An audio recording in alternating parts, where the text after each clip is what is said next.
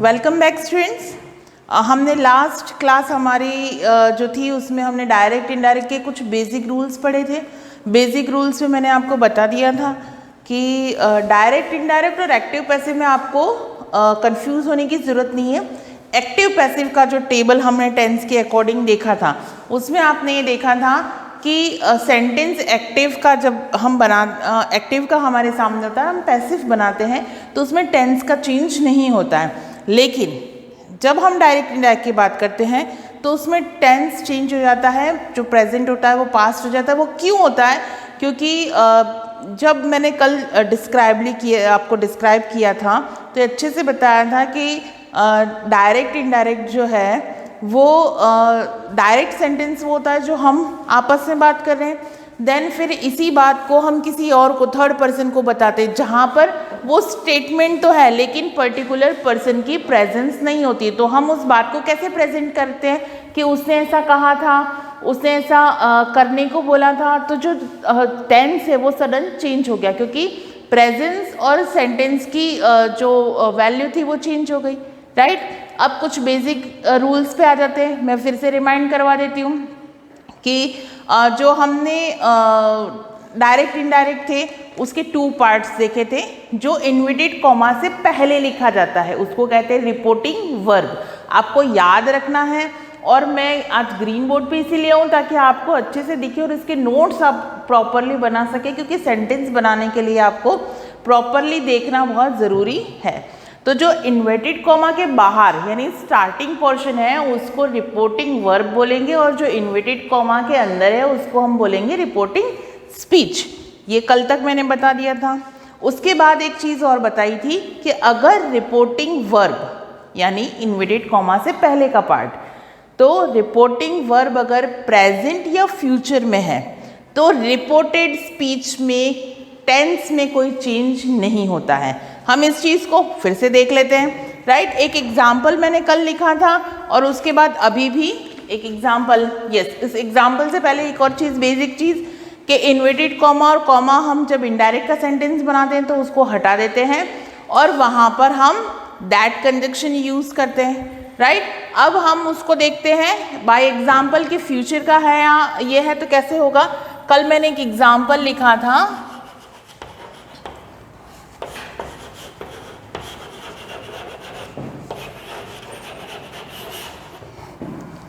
Mohan says to his mother, comma, inverted comma, the sweets are very good. Full stop, inverted comma, close. अब एक चीज़ जो मैंने ये बताई थी कि says to आ रहा है ना, says to हो, say to हो या said to हो, ये 3 होते हैं। तो जब says to आएगा तो ये चेंज होगा tells में। say to है तो ये चेंज होगा tell में, एंड said to है तो ये चेंज होगा told में। तो हमारे पास अभी says to है तो हम इसको किस में चेंज करेंगे? tells में। अब क्योंकि ये प्रेजेंट का सेंटेंस है, क्योंकि से क्या है, वर्ब की फर्स्ट फॉर्म है, और फर्स्ट फॉर्म के पीछे हमने क्या लगा रखा है? एस। तो ये क्या हुआ कि ये प्रेजेंट का है।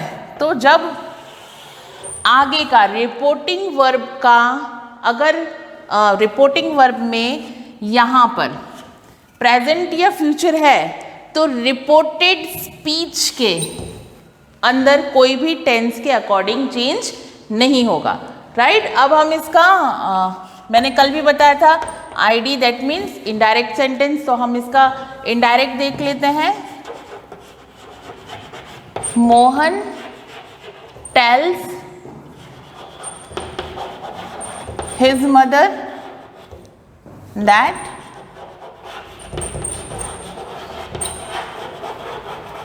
the sweets are very good. Clear? ये आपका एक एग्जाम्पल हुआ। यहाँ पर बोर्ड पे जो जो भी चीज़ें लिखी जा रही है वो आपको अपने रजिस्टर में स्टेप बाय स्टेप फॉलो करना है उसको, क्योंकि ये आपके नोट्स बन रहे हैं, इसी के अकॉर्डिंग आप नेक्स्ट सेंटेंस बना पाएंगे। एक और एग्जाम्पल हम देख लेते हैं, डायरेक्ट का सेंटेंस है, ही विल से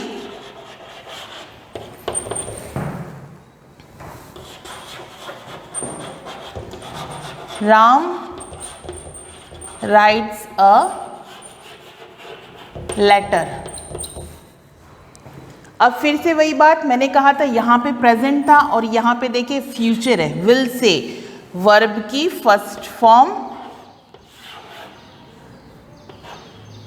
सॉरी विल प्लस वर्ब की फर्स्ट फॉर्म है, विल प्लस वर्ब की फर्स्ट फॉर्म, यानी कि ये फ्यूचर सिंपल का टेंस है। तो यहाँ पर भी प्रेजेंट में भी कोई हमने अकॉर्डिंग टू टेंस कोई पीछे चेंज नहीं किया, यहाँ पर भी हम कोई भी चेंज नहीं करेंगे, राम राइट्स आएगा। यस, अब इसका सेंटेंस क्या बनेगा, नो चेंज। तो he will say that Ram writes a letter. Clear. अब यहाँ पर हमने से ही रहने दिया, यहाँ पर हमने से था तो टेल्स किया, ऐसा क्यों, क्योंकि यहाँ पर पीछे एक ऑब्जेक्ट दे रखा है टू करके, इसीलिए जब मैंने वो टेबल बनाया तो लिखा था सेज टू हो, तो हम उसको टेल्स में चेंज करेंगे, से टू हो तो टेल में चेंज करेंगे, और सेड टू हो तो टोल्ड में चेंज करेंगे। एक और एग्जाम्पल हम देख लेते हैं ताकि आपका कॉन्सेप्ट क्लियर हो जाए। He will say, comma, inverted comma, Sita is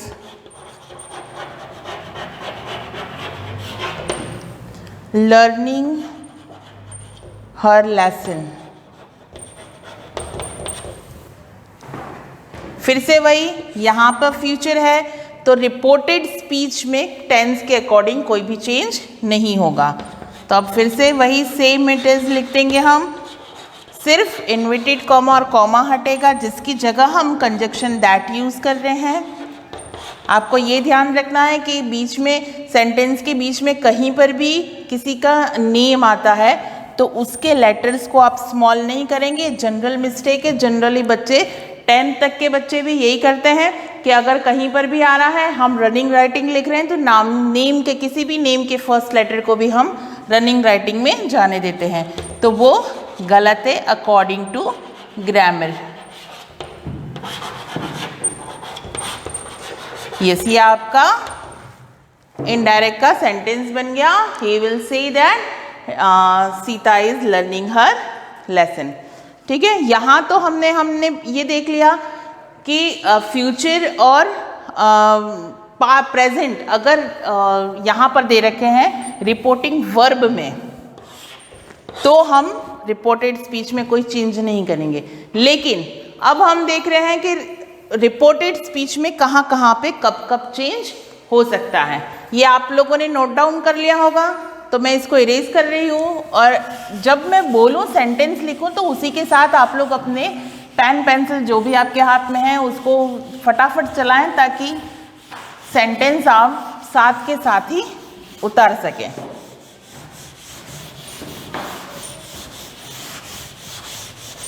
yes, अब हम बात करते हैं कि टेंस कहाँ पर चेंज होगा।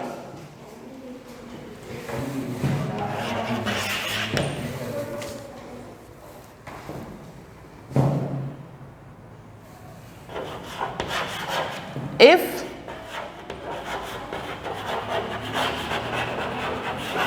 reporting verb is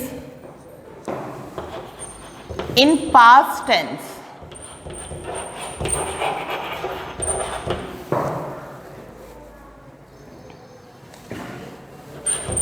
then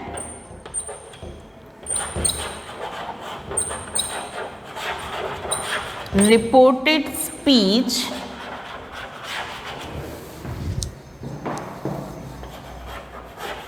will be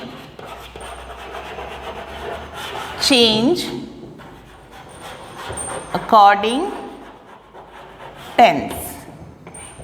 अब इस लाइन को मैं डिस्क्राइब कर देती हूँ। अभी तक जो हमने फर्स्ट रूल के एग्जांपल्स देखे थे, क्या लिखा था?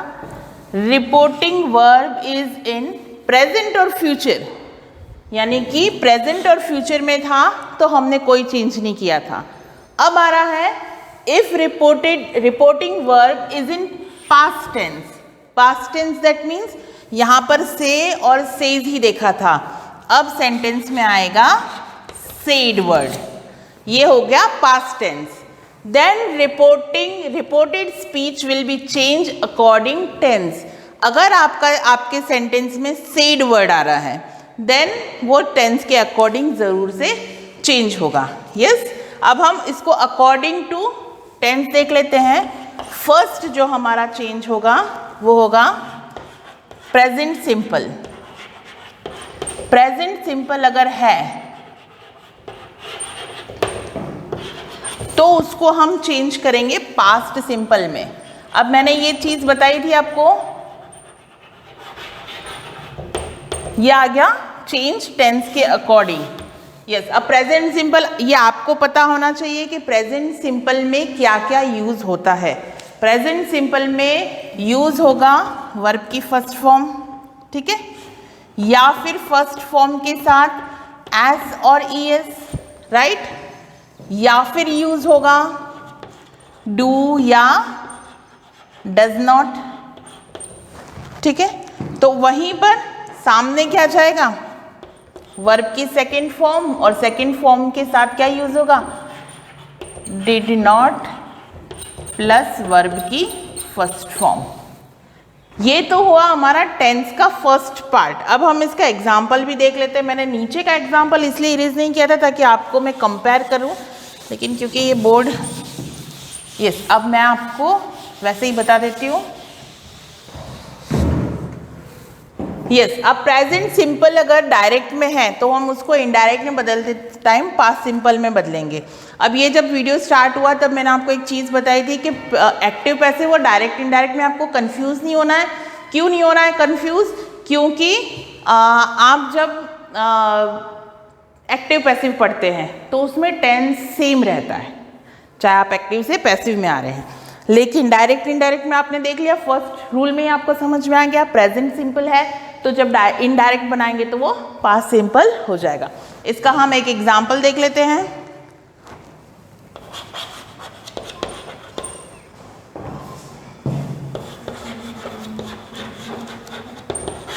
He said, comma, instead comma,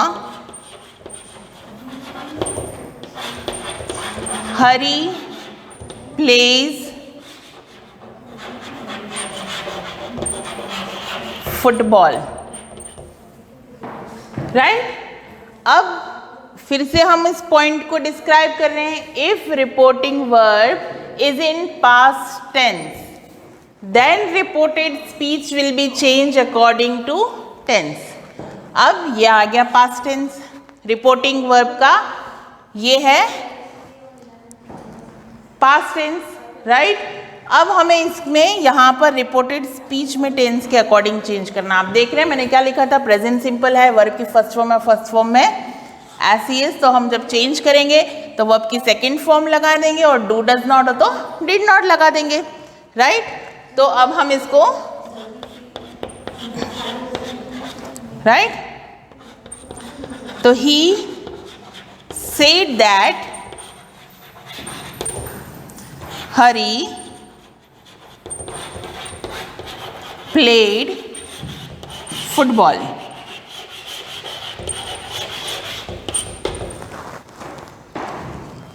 clear? एक और एग्जाम्पल देख लेते हैं, उसके बाद हम नेक्स्ट वीडियो में देखेंगे। इसको हम यही फिनिश करते हैं। फिर एक एग्जाम्पल और आप देख लीजिए।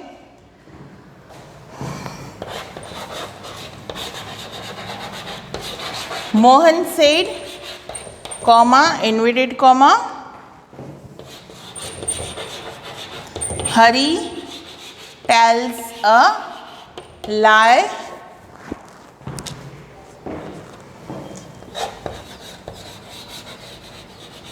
मोहन said that Hari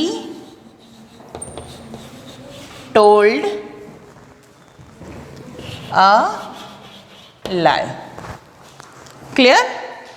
तो ये हमने अकॉर्डिंग टू टेंस हमारा फर्स्ट पॉइंट अभी तो पढ़ा है, क्योंकि डायरेक्ट इनडायरेक्ट बहुत लंबा है, तो ये अभी हमारा फर्स्ट पॉइंट ही कंप्लीट हुआ। नेक्स्ट वीडियो में हम इसका सेकंड पॉइंट कंप्लीट करेंगे। Thank you.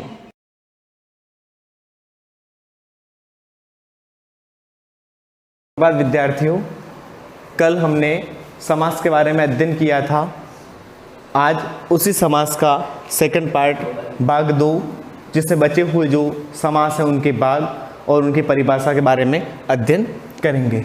तो देखो,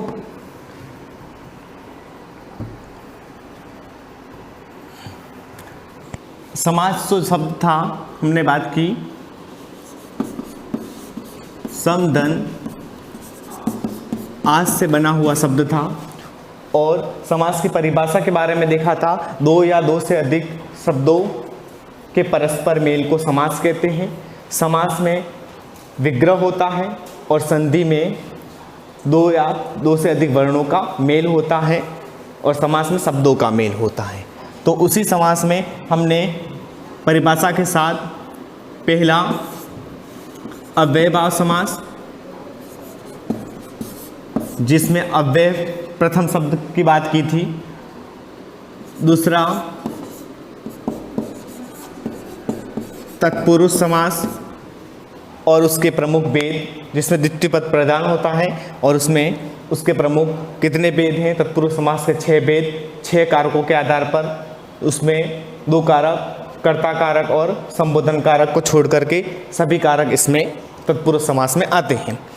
आज हम उसी से तीसरा आएगा कर्मधारय समास, बहुब्रीहि समास, द्वंद्व समास, और इन सभी समासों के बारे में अध्ययन करेंगे। तो देखिए, कर्मधारय समास क्या है।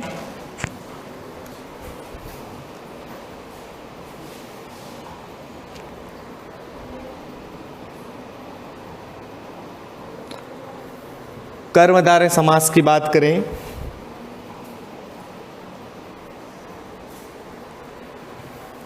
तो कर्मधारय समास, इस समास के पहले तथा दूसरे पद में विशेषण विशेष्य अथवा उपमान उपमेय का संबंध होता है। अब विशेषण विशेष्य क्या है, उपमान उपमेय क्या है। विशेषण के बारे में जानते हैं, संज्ञा या सर्वनाम की विशेषता बताने वाले शब्दों को विशेषण कहते हैं। ठीक है। अब विशेषण जो शब्द हैं उसमें विशेष्य, अब विशेष्य जिसकी विशेषता बताती जाएगी। अब देखो, रमा सुंदर है।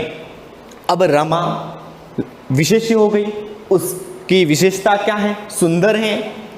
कोई कुरूप होगा, कुरूप है, तो विशेषण विशेष्य का संबंध हो गया। उसी प्रकार उपमान उपमेय का भी संबंध होता है। तो उपमेय अर्थात जिसकी विशेषता बताई जाए, उपमान उसकी क्या विशेषता बताई जाए, ये जो संबंध होता है वह होता है कर्मधारय समास में। अब देखिए, समस्त पद कहते हैं समास में, उसका विग्रह करते हैं अपन। विशेषण विशेष्य के संबंधित कुछ उदाहरण दिए गए हैं, उसको देखें तो महापुरुष, महापुरुष में महान है जो पुरुष। अब पुरुष तो क्या हो गया, हमारा विशेष्य हो गया, और महा अर्थात महान, उसकी महानता जो है उसका विशेषता है, इसलिए विशेषण हो गया। जैसे महात्मा, महान है जो आत्मा, महात्मा हो गया। उसी प्रकार उपमेय उपमान की बात करें तो मुख चंद्र, मुख चंद्र, चंद्रमा रूपी मुख। अब ऐसा नहीं कि मुख रूपी चंद्रमा, ऐसा नहीं होगा, चंद्रमा रूपी मुख। अब जो मुख है वह उपमेय है और उपमान क्या है, चंद्र। अगर चंद्रमुख बोल दीजिए तो मुख है जो उपमेय हो जाएगा, उल्टा कर दो उपमेय हो जाएगा, उपमान क्या हो जाए, चंद्र। तो जिस प्रकार मुख चंद्र दिया है, तो चंद्रमा रूपी मुख, चंद्रमा उसकी मुख कैसा है, चंद्रमा के समान है, अति सुंदर है। भव सागर, भव रूपी सागर, भव में संसार, उपमेय संसार है, सागर क्या है, उसकी विशेषता है। तो संसार कैसा, सागर के समान बताया गया है, तो उपमेय उपमान का संबंध दर्शाया गया है। अब आगे हम बात करें, इसमें बहुत से उदाहरण हैं, उपमेय उपमान में बहुत से उदाहरण मिल जाएंगे।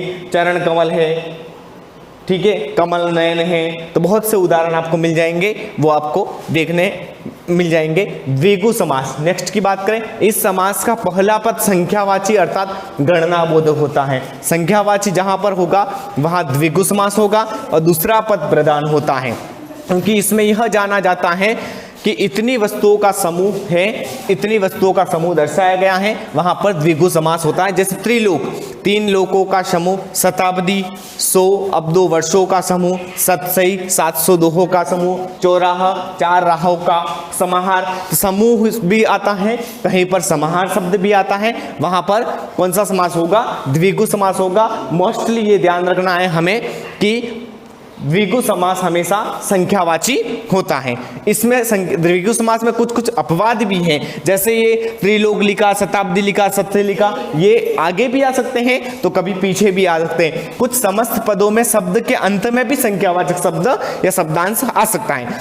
जैसे पक्षद्वय है ना, पक्षद्वय है 2 पक्षों का समूह है ना। संकलन त्रय 3 संकलनों का समूह, जहां पर जैसे आंवला, बरड़, हरेड़ा, इस प्रकार की कोई 3 औषधियां हैं, इनका भी संकलन त्रय हो सकता है। पक्ष 2 पक्ष, शुक्ल पक्ष, कृष्ण पक्ष, तो इनका जहां पर पक्ष और संकलन ये 2 शब्द हैं जो पहले आए हैं, और त्रय और द्वय ये 2 शब्द बाद में आए। यहाँ संख्यावाची बाद में है, लेकिन तो भी फिर भी कौन सा? द्विगु समास होगा।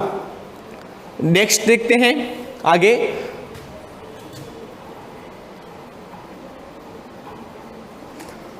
जिसमें 5वां हमारा है द्वंद्व समास। द्वंद्व समास क्या होता है? द्वंद्व समास में दोनों पद प्रधान होते हैं और अंत में बीच में और का लोप होता है। देखिए, तो इस समास में दोनों पद समान रूप से प्रधान होते हैं। कोई भी पहला, जैसे हमने देखा अव्यय भाव में प्रथम पद अव्यय प्रधान, दूसरा पद तत्पुरुष समास में प्रधान था, कर्मधारय में उपमान उपमेय थे, द्वंद्व में संख्यावाची था, द्विगु में संख्यावाची था, और द्वंद्व समास में यहाँ पर इस समास में दोनों पद प्रधान होते हैं। इसके दोनों पद योजक चिन्ह द्वारा जुड़े होते हैं। योजक चिन्ह द्वारा जुड़े होते हैं। योजक चिन्ह आप जानते हैं, 2 शब्दों को जोड़ने के लिए, जैसे राम और सीता, ऐसे शब्दों को जोड़ने के लिए योजक चिन्हों का प्रयोग किया जाता है। समास विग्रह करने पर और का प्रयोग होता है, या का प्रयोग होता है, अथवा का प्रयोग होता है, और एव का प्रयोग भी हो सकता है। यहाँ कुछ है समस्त पद और समास विग्रह। सीता राम, सीता और राम, हानि लाभ, हानि या लाभ, आना जाना, आना या जाना, इस प्रकार कुछ उदाहरण है जिसमें या अथवा है ना, हानि अथवा लाभ भी हो सकता है। इस प्रकार भी यहाँ द्वंद्व समास होगा। अंत में 6ठा समास हमारा है बहुव्रीहि समास। और बहुव्रीहि समास में क्या होता है कि दोनों पद प्रधान न होकर के कोई अन्य अर्थ ग्रहण किया जाता है। तो बहुव्रीहि समास, इस समास में पूर्व पद व उत्तर पद दोनों गौण होते हैं, मुख्य नहीं होते। उन दोनों का प्रयोग होता जरूर है, लेकिन गौण होते, अन्य पद प्रधान लिया जाता है। और अन्य पद प्रधान होता है इस समास में शाब्दिक अर्थ को छोड़कर एक नया अर्थ निकाला जाता है। एक शब्द विशेष का जो अर्थ निकलता है उस अर्थ को छोड़ करके अन्य अर्थ, जैसे समस्त पद समास विग्रह। दशानन देखिए, 10 आनन अर्थात मुख है जिसके रावण। अब 10 आनन 10 मुख वाला, यहाँ मूल प्रधान, दोनों शब्द प्रधान है। दशानन ने दोनों अर्थ प्रदान न होकर के अन्य अर्थ प्रदान हो रहा है, दोनों पद प्रदान अन्य पद है, तो यह दशानन अर्थात रावण का नाम लिया गया। नीलकंठ, नीलाकंठ है जिसका अर्थात शिव, अन्य पद प्रदान है। हंस वाहिनी, हंस वाहन है जिसका अर्थात वह सरस्वती, अन्य पद प्रदान है। चतुर्भुज, 4 भुजाएं हैं जिसके अर्थात विष्णु, अन्य पद प्रदान है। लंबोदर, लंबा है उदर जिसका अर्थात पेट जिसका, गणेश, ये भी अन्य पद प्रदान है। तो इस प्रकार बहुत से उदाहरण हैं जिसमें हम देख सकते हैं कि उसमें बहुव्रीहि समास होगा। बहुत से उदाहरण आप ढूंढने का प्रयास करें और एक जितने उदाहरण हैं उनको नोट करें कि इसमें कौन कौन से समास में कौन कौन से उदाहरण आ सकते हैं। कुछ सूची बनाएं और आपको उसमें नोट करने हैं। अब देखिए आगे इनके प्रश्नोत्तर कुछ हैं जो द्वंद्व समास और बहुव्रीहि समास में अंतर बताना है। तो द्वंद्व समास किसे कहते हैं अभी देख लीजिए। द्वंद्व समास में दोनों पद प्रधान होते हैं। अब दोनों पद में क्या होता है कि दोनों पद प्रधान तो होते ही हैं, लेकिन दोनों पदों में क्या होता है, और इनका लोप होता है। ठीक है, अब बहुब्रीहि समास में क्या हो गया, बहुब्रीहि समास में अन्य पद प्रधान होता है, वहां दोनों पद प्रधान थे। कर्मधारय समास को स उदाहरण, कर्मधारय समास में उपमान उपमेय और विशेषण विशेष्य का संबंध होता है, और समास की परिभाषा, उसके प्रमुख भेद, इन तीनों क्वेश्चनों को नोट करना है, इससे रिलेटेड उदाहरण भी नोट करने हैं और आपको पूरा करना है। तो ये समास का हमारे पूरा टॉपिक जो था, समास की परिभाषा, समास के प्रमुख भेद, समास के उदाहरण और कौन कौन से उदाहरण आएंगे किस किस समास में, और उनके प्रभेदों का वर्णन हमने किया। और इसी के साथ हमारा ये पूरा ये जो विषय था, समास जो हमने टॉपिक लिया था, प्रकरण लिया था, वह हमारा समाप्त होता है। ठीक है, तो आगे से हम इस वीडियो के बारे में और अध्ययन करेंगे। ठीक है, ये हुआ, अंत में कल नए वीडियो के साथ और देखेंगे। ओके, धन्यवाद।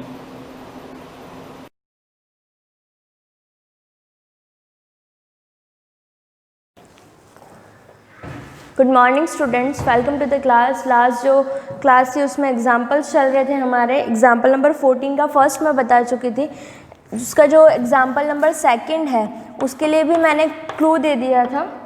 14 का जो एग्जाम्पल नंबर 2 है, which is your x square minus 1/x²।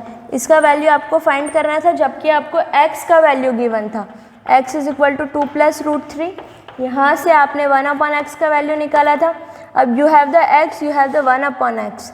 अब x भी है और 1/x भी है, तो ये जो है x का स्क्वायर माइनस 1/x का स्क्वायर, ये फॉर्मूला होता है a² माइनस b² का। तो ये चीज़ किस में आती है, a + b into a minus b की। तो इसकी वैल्यू निकालनी है तो हम इसको सिंप्लीफाई कर सकते हैं, that is equal to x + 1/x into x minus 1/x। Just put the values. x का वैल्यू क्या है 2 + √3, और जो 1/x का वैल्यू आया वो 1/2 + √3 था। आफ्टर रैशनलाइजेशन जो इसका आपका आंसर आया था, दैट इज 2 - √3। ये चीज़ मैं आपको पहले भी बता चुकी हूँ। तो यहाँ पर डायरेक्ट वैल्यू पुट कर रही हूँ मैं, ब्रैकेट के अंदर ब्रैकेट है, x का वैल्यू 2 + √3 प्लस 1/x का वैल्यू जो है दैट इज़ 2 - √3 मल्टीप्लाई में x माइनस 1/x। x क्या है अगेन 2 + √3 माइनस 1/x का वैल्यू पुट करेंगे, 1/x इज 2 - √3। ब्रैकेट्स इसलिए लिए चाहे तो यहाँ भी लगा लो, ताकि जो साइन चेंज है उसमें कोई प्रॉब्लम नहीं आए और जो आपका आंसर है वो करेक्ट है। इसमें एक्यूरेसी का चांसेस बढ़ जाता है। 2 + √3 प्लस 2 - √3, बाहर प्लस था तो अंदर के साइन में कोई चेंज नहीं होगा। नाउ 2 + √3 ब्रैकेट्स ओपन कर रहे हैं, 2 + √3 बाहर माइनस है, तो जब ये ब्रैकेट ओपन होगा इसमें कोई इफेक्ट नहीं आएगा। जिस ब्रैकेट के बाहर की तरफ माइनस है वहाँ पर चेंजेस आएंगे। जब भी ये ब्रैकेट ओपन होगा तो अंदर की जो साइन है वो चेंज हो जाएंगे। यहाँ जो प्लस का है वो माइनस का हो जाएगा, यहाँ जो माइनस का है वो प्लस का हो जाएगा। तो माइनस का √3 प्लस का √3 बन जाएगा।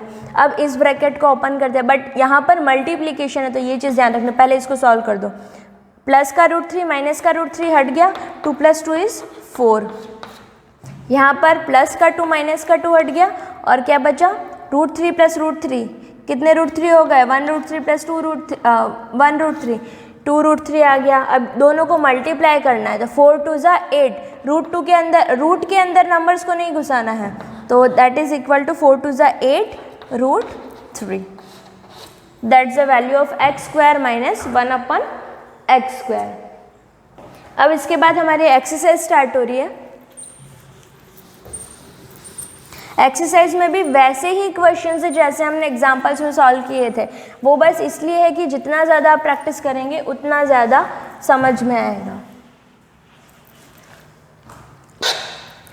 Exercise 1.6। Now question number 1, classify the following numbers as rational और irrational. As rational and irrational. ठीक है, बताना है हमको नंबर्स को देख के कि वो रैशनल है या इरैशनल है। जैसे फर्स्ट नंबर आपको गिवन है, फर्स्ट का ही फर्स्ट है 2 माइनस रूट 5, तो अब ये रैशनल है या इरैशनल कैसे पता चलेगा? फर्स्टली चेक करो उसको। 2 is a rational number, root 5 is an irrational number. क्यों? क्योंकि 5 जो है वो आपका प्राइम नंबर है, प्राइम नंबर का स्क्वायर रूट जो होता है वो इरैशनल होता है। रैशनल माइनस इरैशनल, तो आपका आंसर भी इरैशनल ही आएगा, since root 5 is an irrational number.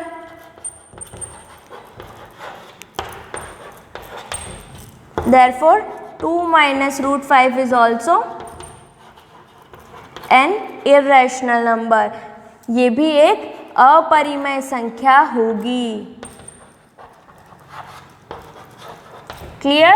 एक रैशनल दूसरा इरैशनल नंबर जब भी सबट्रैक्शन होता है तो वो आंसर आपका जो आता है वो इरैशनल होता है। सेम चीज़ होती है, एक रैशनल दूसरा इरैशनल, सबट्रैक्शन होगा तो इरैशनल आएगा, मल्टीप्लिकेशन होगा तो भी इरैशनल आएगा, डिवाइडेशन आएगा, एक रैशनल है दूसरा इरैशनल, तो उस कंडीशन में भी आंसर जो आपका आएगा वो इरैशनल ही होगा। अब जैसे सेकंड वाला है 3 प्लस रूट 23 माइनस रूट 23। अब क्वेश्चन देखते हैं, डिसाइड नहीं कर लेना ये रैशनल इरैशनल, पहले उसको सॉल्व करो देन गेट कि वो रैशनल है या इरैशनल। तो इसको सॉल्व करो फिर बताओ।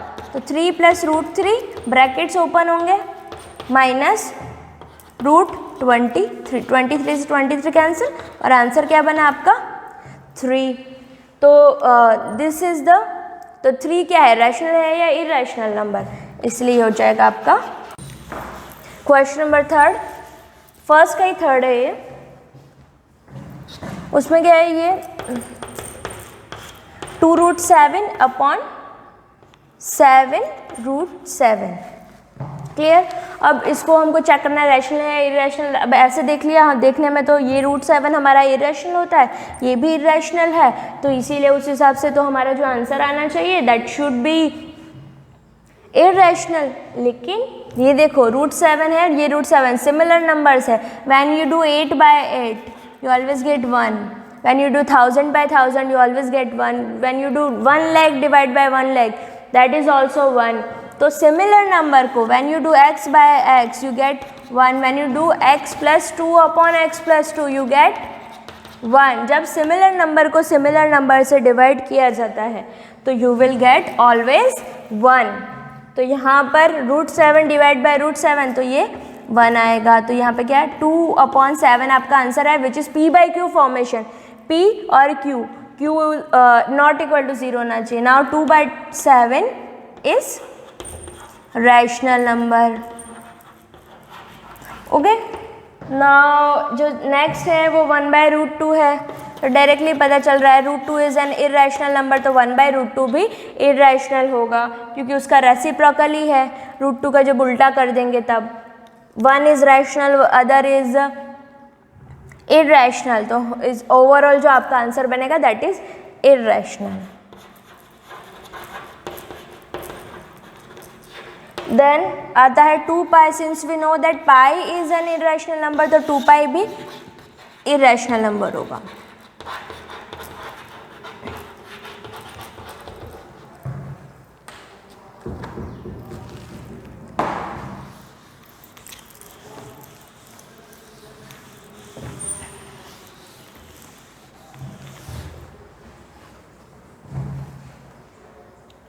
अब इसके बाद है question number second, simplify each of the following expression.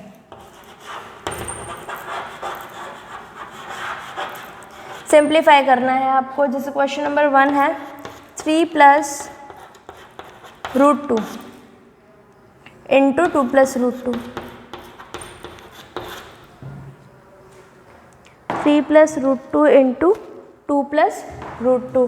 तो यहाँ पर क्या है, दो टर्म्स है मतलब जिनको मल्टीप्लाई करना है, बट यहाँ एडिशन में, तो इस वजह से क्या होता है कि जब मल्टीप्लाई हम करते हैं तो 3 का मल्टीप्लाई 2 से भी होगा और √2 से भी होगा, और इस √2 का मल्टीप्लाई 2 से भी होगा और √2 से भी होगा। फर्स्ट बारी आती है 3 की, 3 का मल्टीप्लाई 2 से एंड √2 से दोनों से करना है। 3 मल्टीप्लाई विद 2 6। अब now next 3 multiply with √2, 3 √2 plus का ही आएगा, प्लस इंटू प्लस प्लस, तो 3 √2 नाउ √2 का मल्टीप्लाई 2 से भी और √2 से भी, √2 मल्टीप्लाई विद 2 दोनों ही प्लस के हैं तो आंसर प्लस में आएगा, +2 √2। और ये √2 का मल्टीप्लाई लास्ट √2, तो √2 इंटू √2 क्या होगा, always 2, √x into √x x plus √2 into √2 चाहे तो लिख लो, नेक्स्ट स्टेप में 2 कर देना, 6 प्लस 3 √2 प्लस 2 √2, सिमिलर दिख रहे हैं यहाँ पर, ये यहाँ पर 3 √2 है, यहाँ पर 2 √2 है, टोटल कितने √2 हो गए 5 √2 प्लस √2 इंटू √2 2, 6 प्लस 2 कितना होता है 8 plus 5 √2 is your final answer. इससे ज़्यादा सिंप्लीफाई नहीं हो रहा है। नाउ क्वेश्चन नंबर सेकंड देख लो। सेकंड जो है उसमें 3 प्लस √3 इंटू 3 माइनस √3, तो यहाँ a प्लस बी है इंटू a माइनस बी है, a की जगह पर 3 और b की जगह पर है √3, तो यहाँ पर क्या हो जाएगा a plus b into a minus b क्या होता है a का स्क्वायर इंटू b का स्क्वायर, तो 3 का स्क्वायर माइनस √3 का स्क्वायर, तो ये हो जाएगा 9 माइनस √3 का स्क्वायर, रूट और स्क्वायर एक साथ आ जाते तो वो कैंसिल हो जाते हैं, बचा क्या 3, 9 माइनस 3 इज 6, तो 6 इज़ योर फाइनल आंसर। इसको सिंप्लीफाई करने के बाद अब इसके नेक्स्ट जितने भी है मैं आपको बस क्लू दे देती हूँ, बाकी आपको करने हैं। जैसे थर्ड वाला जो है उसमें है 5 प्लस √2 का होल स्क्वायर, तो यहाँ पर डायरेक्टली आइडेंटिटी लगेगी 5 प्लस √2 का होल स्क्वायर, तो डायरेक्टली आइडेंटिटी लगेगी कि a प्लस बी का होल स्क्वायर। अब ये किसके बराबर होता है a का square plus 2ab plus b square, यहाँ a की जगह कौन है 5 और b की जगह कौन है √2, a की जगह 5 और b की जगह √2 है, तो ये नहीं लिखना है, सिर्फ समझाने के लिए आपको बताया था। जस्ट पुट द वैल्यूज़ इस फॉर्मूला के अंदर, इसको फॉर्म में लिखेंगे a का square plus 2 into a into b plus b का स्क्वायर, b का स्क्वायर, a कौन है 5, 2 इंटू 5 इंटू √2 इंटू √2 का स्क्वायर, इसको जब आप सिंप्लीफाई करेंगे you will get the final answer. Next जो है वो a minus b a plus b का आइडेंटिटी लग रहा है। फिर इसके बाद में क्वेश्चन नंबर थर्ड जो है, recall pi is defined as the ratio of the circumference of a circle to its diameter, that is pi is equal to say c by d. This seems to contradict the fact that pi is irrational. How will you resolve the contradiction? यहाँ पे क्या बोला है कि pi जो है आपका, ये जो pi है उसको हम irrational नंबर की तरह डिफाइन करते हैं, ठीक है। और as the ratio of circumference of circle to its diameter, मतलब जब भी सर्कल के circumference और diameter का रेशियो लिया जाता है दैट इज़, तो वो जो रेशियो आता है उसकी वैल्यू पाई आती है, और पाई जो है वो रेशियो ऑफ सर्क्यूमफेरेंस बाय डायमीटर है, मतलब तो उस कंडीशन में ये दोनों चीज़ें अलग अलग कैसे, यहाँ तो हम पाई को रेशियो में लिख पा रहे हैं और इन डिजिट जब हम यहाँ यूज़ करते हैं तब हम कहते हैं it is an irrational number. तो ये कॉन्ट्राडिक्शन कहाँ से आया, तो ये कॉन्ट्राडिक्शन इसलिए आया क्योंकि जो पहली चीज़ यहाँ पे बताई है, जो यहाँ पर हम यूज़ करें पाई इज इक्वल टू 22/7 या फिर 3.14 जो आगे चलता रहता है, इस वजह से इसको इरेशनल नंबर कहते हैं, नॉन टर्मिनेटिंग नॉन रिपीटिंग का केस होने की वजह से। बट यहाँ जो पाई यूज़ कर रहे हैं that is for angle, angle जिस तरीके से डिग्रीज में मेज़र करते हैं उसी तरीके से रेडियन में भी मेज़र किया जाता है। जैसे वेट को हम ग्राम्स में भी मेज़र करते हैं और किलोग्राम में भी मेज़र करते हैं, उसी तरीके से डिग्री जो एंगल्स होते हैं उसको मेज़र करने के दो तरीके होते हैं, डिग्री एंड रेडियन। अब रेडियन वाला कैसे पता चलता है, जब भी एक सर्कल फॉर्म होता है तो क्या होता है कि कंप्लीट अगर यहीं से शुरू करें, इस पॉइंट ए से शुरू करके गोल गोल घूम के फिर से हम यहीं आ जाते हैं, तो टोटल जो एंगल कितना बनता है, यहाँ से लगा के यहाँ तक आए तो 360 डिग्री का। इसको अगर यहाँ इस फॉर्मूला से लाए तो फॉर्मूला होता है आपका theta is equal to arc upon radius या फिर चाप बटा त्रिज्या। ओके, तो यहाँ पर जो आर्क पूरा बनता है, जब हम ए से लगा के ए तक आते हैं तो क्या होता है कि कितना लेंथ हमने कवर किया, पॉइंट ए से घूम करके वापस आए, जितना सर्कल का सर्क्यूमफेरेंस होगा उतनी की उतनी ये लेंथ होगी। तो सर्कल का सर्क्यूमफेरेंस क्या है, फेरेंस अपॉन रेडियस। तो इसको सर्क्यूमफेरेंस भी लिख सकते हैं इसका। इस कंटेक्स्ट में जब 2 पाई का, जब 360 डिग्री का एंगल बन रहा है तो सर्क्यूमफेरेंस या फिर परिधि बटा त्रिज्या।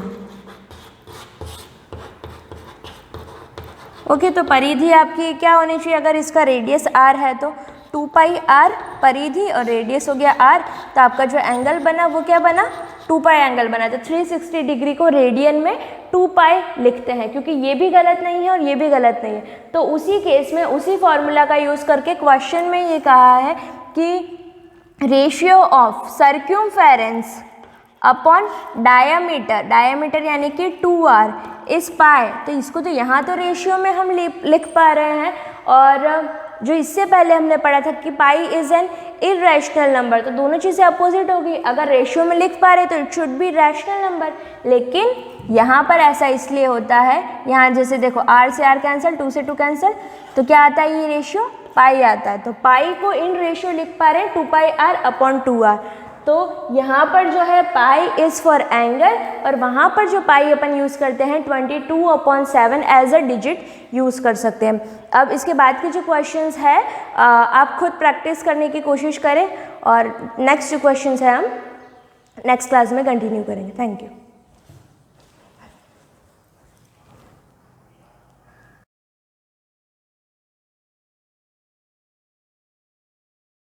Good morning class, part 17 continue करेंगे। लास्ट क्लास में सेमी फ्लूइड यानी प्लाज्मा मेम्ब्रेन का एक मॉडल देखा था जिसका नेम था fluid mosaic model. Fluid mosaic model यानी उसके अंदर जो प्लाज्मा मेम्ब्रेन की जो लेयर होती है, लिपिड की 2 लेयर होती है, सेमी फ्लूइड नेचर की होती है। फिर मैंने एग्जांपल दिया था कि लिपिड का जो है वो पूरा सी बना हुआ है, एज अ कंपेयर कर लेते हैं हम कि सी का जो है लिपिड का पूरा सी बना हुआ है, जिसमें आइसबर्ग्स बने हुए हैं किसके, प्रोटीन के। तो ये चीज़ पढ़ी थी। आगे का मैं आपको बता रही थी फंक्शन ऑफ प्लाज्मा मेम्ब्रेन, कि प्लाज्मा मेम्ब्रेन कहाँ पर इंपॉर्टेंट रोल निभाती है। एक सेल में प्लाज्मा मेम्ब्रेन होगी तो क्या क्या फंक्शन डिसाइड होंगे, क्या क्या एक्टिविटीज़ प्रोसेस चलती रहेगी, और अगर वो नहीं होगी तो क्या हो सकता है। तो फंक्शन देख लेते हैं हम। उसमें से फर्स्ट ये चीज़ देख ली थी, प्रोटेक्टिव मैकेनिकल बैरियर।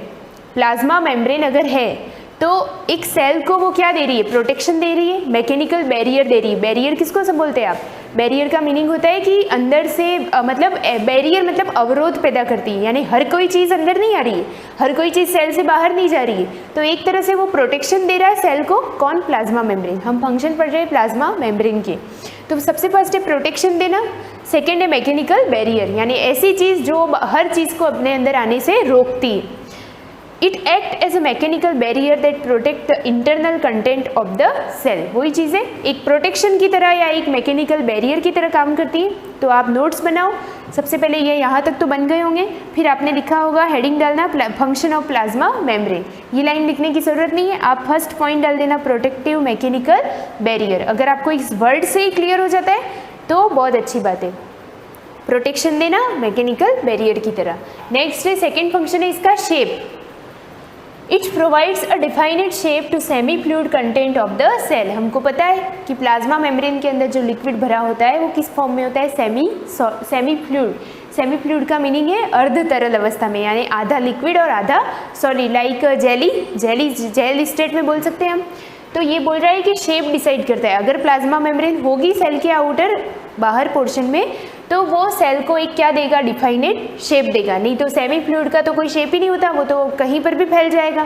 तो अगर प्लाज्मा मेम्ब्रेन है तो वो एक फिक्स शेप में डिसाइड रहेगा, नहीं तो अमीबा की तरह बिहेव करने लग जाएगा। परमिएबिलिटी क्या चीज़ है, थर्ड चीज़, मतलब थर्ड फंक्शन क्या कर रहा है। पहला प्रोटेक्शन दे रहा है, कोई भी सेल का बाहर वाला लेयर है तो वो क्या कर रहा है, पहले प्रोटेक्शन दे रहा है। सेकेंड चीज़ वो शेप दे रहा है, तो आपको ऐसे दिमाग में रखना है, सबसे पहले वो प्रोटेक्शन दे रहा है, सेकेंड चीज़ वो शेप डिसाइड कर रहा है, थर्ड चीज़ परमिएबिलिटी कि कौन चीज़ अंदर आएगी, कौन चीज़ बाहर जाएगी, कौन चीज़ अंदर नहीं आएगी, बाहर नहीं जाएगी, उसको बोलते हैं परमिएबिलिटी, यानी पारगम्यता। Due to its selective permeable nature it allows the movement of selected ions, selective चीज़ों को अंदर आने देती है, ठीक है। And molecules in and out the cell. कौन से मॉलिक्यूल अंदर आएंगे? Inside and outside of the cell. Cell से बाहर क्या जाएगा, अंदर क्या जाएगा, कौन से आयन आएंगे, कौन से आयन नहीं आएंगे, तो वो चीज़ डिपेंड करती है परमिएबिलिटी इस टर्म से। रिकॉग्निशन साइट सुना होगा आपने, क्या होता है देखते हैं। It has substance over its surface which act as recognition sites and centers of attachment. They help in tissue formation, distinction of foreign substances and defense against microbes. देखो क्या होता है कि जैसे हम बात करते हैं कि कुछ हमारी बॉडी में एंटीजन होते हैं बाहर से आने वाले, वायरस, बैक्टीरिया, प्रोटोजोआ, है ना, आपको पता होगा। आपको ये भी पता होगा कि WBC सेल कैसे काम करती है, तो वो अमीबा की तरह काम करती है। हमारी बॉडी में एक WBC सेल बैठी हुई है, उसके बाहर से आया कोई वायरस या बैक्टीरिया, वो वायरस बैक्टीरिया क्या करता है, WBC उस वायरस के अकॉर्डिंग अपना शेप बना लेता है। जैसे एक लॉक के अंदर एक पर्टिकुलर की होती है ना, लॉक एंड की थ्योरी है इस बारे में, जिसमें एक लॉक में उसी की चाबी एंटर करती है। तो उसी तरह से जिस तरह से बाहर जो माइक्रो ऑर्गेनिज्म बॉडी में एंटर कर रहा है उसके अकॉर्डिंग वो बॉडी में शेप बना लेता है। कौन? WBC। जैसे वो राउंड शेप में है तो WBC सेल अपने अंदर राउंड शेप क्रिएट कर लेती है। जैसे मैं आपको डायग्राम से बता देती हूँ, जैसे ये WBC सेल है, ये WBC सेल है, ठीक है, इस तरह से बनी हुई है। अब ये क्या करेगी, जैसे ही इसको लगेगा कि इस शेप का कोई एंटीजन आ गया है अपने अंदर, है ना, बॉडी के अंदर, तो वो क्या करती है, अपने अंदर ऐसा शेप, ऐसी कैविटी बना लेती है, यानी ऐसा खांचा बना लेगी। अब ये आके धीरे धीरे इसमें क्या हो जाएगा, फिक्स हो जाएगा। इस तरह से अमीबा भी काम करता है, अपनी कैविटी बनाता है, कैविटी बनाने के बाद उसमें अपने माइक्रो ऑर्गेनिज्म को, अपने बैक्टीरियल सेल को अंदर ले लेता है, स्यूडोपोड बनाता है, बहुत बार बता चुकी हूँ। तो सेम चीज़ यहाँ पे मैं ये चीज़ आपको क्यों बता रही हूँ, अभी WBC का नाम ही नहीं आया, अभी तो हम प्लाज्मा मेम्ब्रेन पढ़ रहे हैं, पर ये चीज़ इसलिए बता रही हूँ मैं कि इस साइट को या इस पर्टिकुलर चीज़ को, ये जो चीज़ बनी हुई है, इस साइट को हम बोलते हैं रिकॉग्निशन साइट।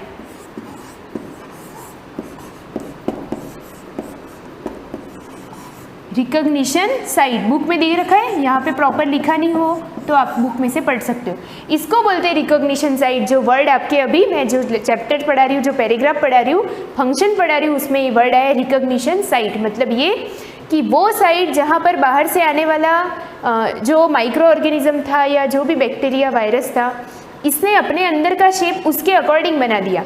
सपोज इसका शेप अगर राउंड शेप में होता तो ये अपने अंदर कैसा शेप बनाता, ऐसा, तो ये इसके अंदर फंस जाता। अगर इसके अंदर ट्राइंगल होता ये इस तरह से, तो ये अपने अंदर शेप कैसा बनाएगा, तो ये अपने अंदर ऐसी कैविटी बना देगा, तो ये इसमें अटैच हो जाएगा। तो ये जो साइट होती है पर्टिकुलर, उसको पहचान के साइट बनाना, ये कहलाता है रिकॉग्निशन साइट, जहाँ पे जिस टाइप का ऑर्गेनिज्म या जिस टाइप की चीज़ आ रही है। अब प्लाज्मा मेम्ब्रेन की बात करें तो प्लाज्मा मेम्ब्रेन भी क्या करती है, बाहर से जिस तरह का आयन्स, जिस तरह की न्यूट्रिएंट्स या जिस तरह की चीज़ बाहर से आ रही है, अगर उसको अपने अंदर लेकर इनगल्फ करना है, इनगल्फ यानी डाइजेस्ट करना है, तो उस डाइजेशन के लिए वो अपनी साइट को चेंज करता रहता है। यानी प्लाज्मा मेम्ब्रेन बाहर से आने वाली चीज़ को अपने अंदर लेने के लिए इस तरह का स्ट्रक्चर बना देता है, तो उसको क्या बोलेंगे हम, रिकॉग्निशन साइट। आई होप आपको समझ में आया होगा उस वर्ड से।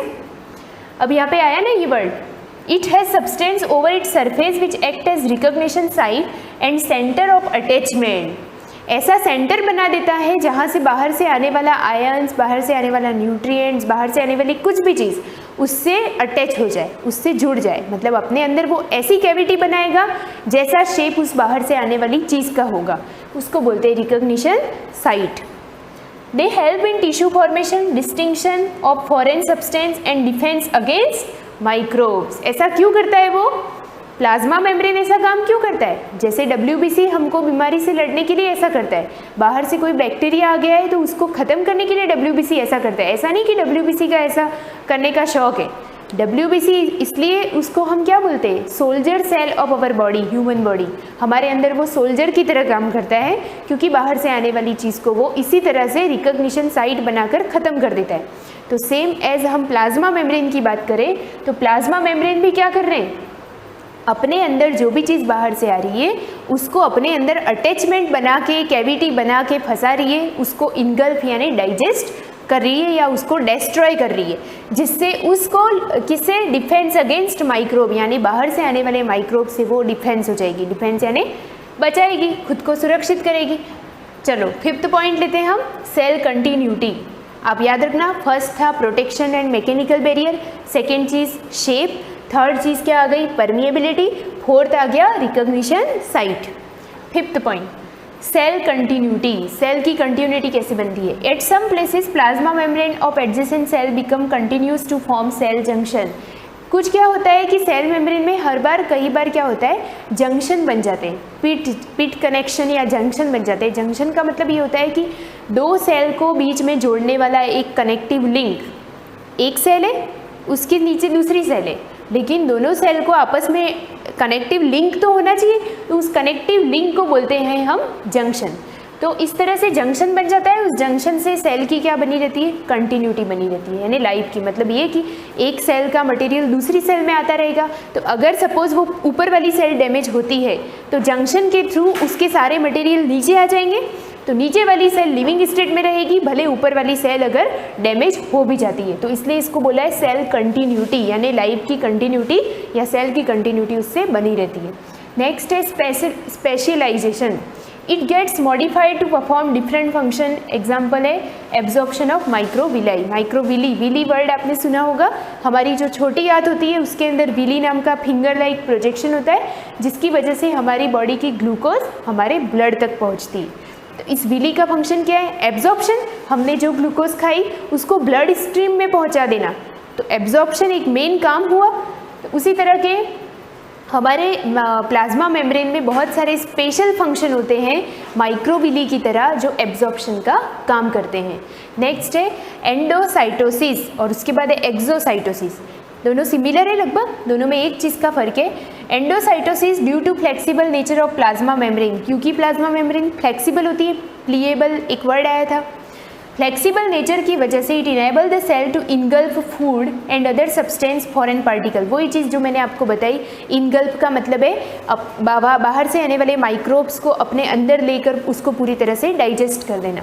तो यहाँ पर ये बोल रहा है कि ये क्या करता है, एंडोसाइटोसिस का मीनिंग ही क्या हो गया, जैसे मैंने वो डायग्राम बनाया था अभी आपके लिए, तो वो क्या था, अपने अंदर वो बैक्टीरिया को ले रहा है माइक्रोब्स को, और लेने के बाद उसको डाइजेस्ट कर रहा है। तो उसने क्या किया, माइक्रोब्स को अपने अंदर लिया, इसलिए इस प्रोसेस को बोलेंगे एंडोसाइटोसिस। एंडो का मीनिंग ही क्या होता है, इनर, अपने अंदर लेना। From its external environment by endocytosis. तो इस प्रोसेस को, साइटो का मीनिंग सेल होता है, किसी सेल को अपनी सेल के अंदर ले लेना, एंडोसाइटोसिस, ठीक है। एक्सो इसका उल्टा, undigested molecules are thrown out the cell through plasma membrane, the process is known as exocytosis. मतलब ये इसमें जैसे किसी सेल को अपने अंदर लेना एंडोसाइटोसिस, तो अनडाइजेस्टेड फूड मटेरियल को सेल से बाहर निकाल देना, वेस्ट या एक्सक्रीट कर देना, वो कहलाता है एक्सोसाइटोसिस। कैरियर मॉलिक्यूल क्या होते हैं? Cell membrane has some carrier molecule which help in the flow of material and information. Carrier molecule जो होते हैं वो क्या करते हैं, हेल्प करवाते हैं मटेरियल को फ्लो करवाने में। नेक्स्ट है काइंड्स ऑफ परमिएबिलिटी। परमिएबिलिटी क्या होता है? अब मैंने कहा ये सेल मेम्ब्रेन जो होती है परमिएबल होती है। परमिएबल मतलब ये कि अपने अंदर चीज़ को आने देती है, जाने देती है, कुछ चीज़ों को आने देती है, कुछ को नहीं आने देती। तो बार बार हम कंफ्यूज नहीं हुए कि क्या आने देती है क्या नहीं आने देती है। तो वो चीज़ यहाँ पे दे रखी है कि परमिएबिलिटी का मतलब होता है पारगम्यता। पारगम्यता का मतलब कौन सी चीज़ को अपने अंदर आने दे रही है और कौन सी चीज़ को नहीं आने दे रही है। तो यहाँ पर कुछ परमिएबिलिटी के टाइप है, मैं नेक्स्ट क्लास में कंटिन्यू करूँगी इसको। यहाँ पे परमिएबिलिटी के टाइप है, तो आप चाहो तो परमिएबिलिटी हेडिंग डाल के इसके नोट्स बनाना, इम्परमिएबल, सेमी परमिएबल, परमिएबल और सेलेक्टिव परमिएबल। इसके बाद का आगे का बहुत ईजी है, मैं आपको समझाऊँगी, नेक्स्ट क्लास में कंटिन्यू करेंगे। Thank you.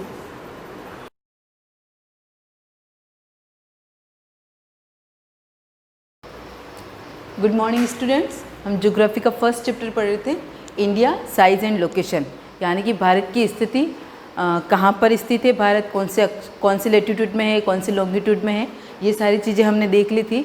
और वर्ल्ड में भी भारत की पोजीशन क्या है ये भी हम देख चुके थे।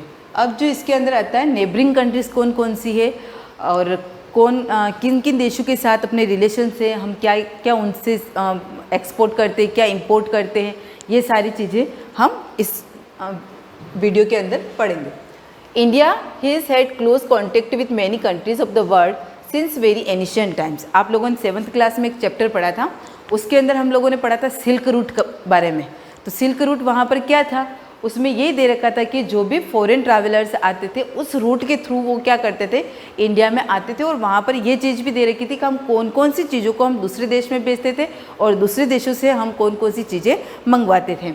और साथ ही साथ अब ये जो चीज़ें तो हम बेचते हैं, उसके साथ साथ हम लोग क्या करते हैं, हमारे कल्चर को, हमारे देश में जो जो भी होते हैं, हमारे लैंग्वेज को हम क्या करते हैं, एक कंट्री से दूसरे कंट्री में उसको फैलाते हैं। मतलब कि अब जैसे मैं अपनी कोई चीज़ अमेरिका में भेज रही हूँ तो मेरा कोई ना कोई पर्सन तो वहाँ पर जाएगा उसको देने के लिए। ऐसा तो नहीं है कि आपने जिस भी पोर्ट से उसको भेजा है डायरेक्ट पोर्ट वहाँ पे चला जाएगा और उसको भेज, कोई ना कोई पर्सन तो उसका साथ में जाएगा ही जाएगा और उनका भी कोई ना कोई पर्सन आएगा उस चीज़ को रिसीव करने के लिए। तो वो दोनों आपस में क्या करेंगे, बात करेंगे। हो सकता है कि उनको और कोई मीटिंग करनी हो तो 1 दिन के लिए रुके, 2 दिन के लिए रुके। अब जैसे हम देखते हैं ना, हमारे अभी जो प्राइम मिनिस्टर PM मोदी दूसरे देशों में जाते हैं और अभी थोड़े दिन पहले अमेरिका के जो प्रेसिडेंट है वो भी हमारे यहाँ इंडिया में आए। तो हम लोगों को क्या हुआ, कल्चर भी एक्सचेंज हुआ। हम लोगों ने एक दूसरे की लैंग्वेज भी सीखी कि उन लोगों से भी हम कुछ सीखते और हम लोग भी उनको कुछ सिखाते। तो ये क्या होता है, हमारी संस्कृति का, हमारी लैंग्वेज का, हमारे कॉस्ट्यूम्स का, इसका भी क्या होता है, ट्रांसफर होता है। तो यहाँ पर हम यही देखेंगे कि चीज़ों के साथ साथ हमारी संस्कृति, हमारे जो बात करने का तरीका है, ये भी हम दूसरे देशों के साथ क्या कर रहे हैं, शेयर कर रहे हैं। तो ये जो काम होता था कब होता था, प्राचीन समय से होता आया। Through its international contact through the land route are much older than it maritime contacts. Maritimes का मतलब यहाँ पर क्या दे रखा है, समुद्री मार्गों से जो कॉन्टेक्ट होता था। This is so because the various passes across the Himalaya in the north have been affording easy passes to ancient traveller. आप लोगों ने मैंने बताया भी था, 8th क्लास में अपन ने पढ़ा था, 2 दरें थे, बोलन और ख्याबर, जो क्या करते थे, उन दरों से होकर जो विदेशी लोग होते थे वो आसानी से अपने देश में पहुंच जाते थे। और वही एक मार्ग था जिसके थ्रू से विदेशी लोग भारत में आए थे। तो यहाँ पर भी दे रखा है पासिस, किसके दे रखा है, हिमालय के पास में दे रखा है। While seas restricted such restrictions for centuries, these routes contributed significantly of the exchange of ideas and commodities। देखो दे रखा है यहाँ पर, this route contributed significantly exchange of ideas। अब इस रूट के थ्रू वो क्या कंट्रीब्यूट करते थे, एक्सचेंज ऑफ आइडियाज़, उनके जो आइडियाज़ होते थे, एंड कमोडिटीज़, वही आवश्यक वस्तुएं जो भी होती थी, over the centuries. This is how the ideas of the Upanishad. अब ये आइडियाज़ उनको कहाँ से, या कह सकते कौन कौन से आइडियाज़ उन लोगों ने सेंड किए, Upanishad, the Ramayana and the stories of Panchatantra, the Indian numeral system, कौन कौन से हम लोगों ने उनको बताए हैं, या कह सकते हो उन लोगों ने हमसे सीखे। Indian numeral system and the decimal system reached various parts of the world. ये सारी चीज़ें पूरे वर्ल्ड में भारतीयों से उन लोगों ने सीखी है। कमोडिटीज़ लाइक, अब कमोडिटीज़ कौन कौन सी चीज़ें बेचते थे वो, like spices, muslin and metal work were sent out from India to different countries. The exchange of culture also brought in the influences of Greek sculptures, the architectural style of dome and miniatures from West Asia that can be seen in many parts of in country. क्या दे रखा है यहाँ पर, कौन कौन सी चीज़ें भेजी वो भी बता रखा है यहाँ, स्पाइसेस, मसाले, मसलिन, वो मलमल का जो कपड़ा होता है, मेटल का वर्क, ये हम क्या करते थे, इंडिया से दूसरे देशों में बेचते थे, और कुछ चीज़ें जो होती थी वो भी हम उनसे मंगवाते थे। ये चीज़ हमने 7th क्लास में भी वहाँ पे पढ़ी थी। अब देखो क्या दे रखा है यहाँ पर, मैंने आप लोगों को कल एक वर्क दिया था कि आपको इंडिया का मैप फिल करना है। अगर किसी स्टूडेंट ने नहीं फिल किया है तो कोई बात नहीं, आप लोग नेक्स्ट वीडियो में, आज की वीडियो में मैं आपको नहीं बताऊंगी, नेक्स्ट वीडियो में मैं आपको बताऊंगी। आपको पॉलिटिकल का एक मैप लाना है और मैं आपको ये मैप फिल करवाऊंगी, तो आपको मेरे साथ साथ ये मैप फिल करना है। तो इसको हम नेक्स्ट वीडियो में कंटिन्यू करेंगे। अभी इसके आगे का लास्ट पार्ट दे रखा है, India enjoy strictly important position in south Asia. क्या दे रखा है, भारत की जो पोजिशन है रणनीतिक रूप से वो कहाँ पर है, साउथ एशिया के अंदर, यानी कि बहुत ज़्यादा मात्रा में कह सकते हैं अच्छे से फैला हुआ। The union of India has 28 state and 8 union territories, underline कर देना, वैसे आपको पता है 28 state and 8 union territories. Our country share its land boundaries with Pakistan. देखो नेबरिंग कंट्रीज़ के बारे में दे रखा है, अगर किसी स्टूडेंट्स को लर्न नहीं हो तो अंडरलाइन कर देना। कि कौन कौन सी, वैसे मैं मैप में फिल करवाऊंगी कौन कौन से अपनी नेबरिंग कंट्रीज है। पाकिस्तान, अफगानिस्तान इन the north west, China, Tibet, Nepal and Bhutan in the north and Myanmar, Bangladesh in the east. Our neighbors to the south across the seas are the two island countries of Sri Lanka and Maldives. Sri Lanka is separated from India by a narrow channel of sea formed by the Pak Strait. ये क्या दे रखा है? ये दे रखा है कि भारत और श्रीलंका जो अलग होते हैं तो उनके बीच में जो नैरो चैनल बना रखा है, जो एक रेखा बना रखी है, उसको किस नाम से जानते हैं? तो उसको पाक स्ट्रेट के नाम से जानते हैं। And the gulf of Mannar. The Maldives are situated to the south of the Lakshadweep Island. Thus, India has always had close geographical and historical links with its neighbor. जो भी अपने पड़ोसी देश है उसके साथ भारत के बहुत अच्छे रिश्ते रहे हैं, भौगोलिक रूप से भी रहे हैं और ऐतिहासिक रूप से भी रहे हैं। देखो एक नॉलेज बॉक्स में दे रखा है। In 2019, the state of Jammu and Kashmir was divided into two union territories, namely Jammu and Kashmir and Ladakh. आप लोग को पता है कि दो स्टेट नए यूनियन टेरिटरीज बन गए थे, जम्मू कश्मीर एंड लद्दाख। जो पहले एक था उसके दो पार्ट बन गए और दोनों किस में आ गए? यूनियन टेरिटरीज के अंदर।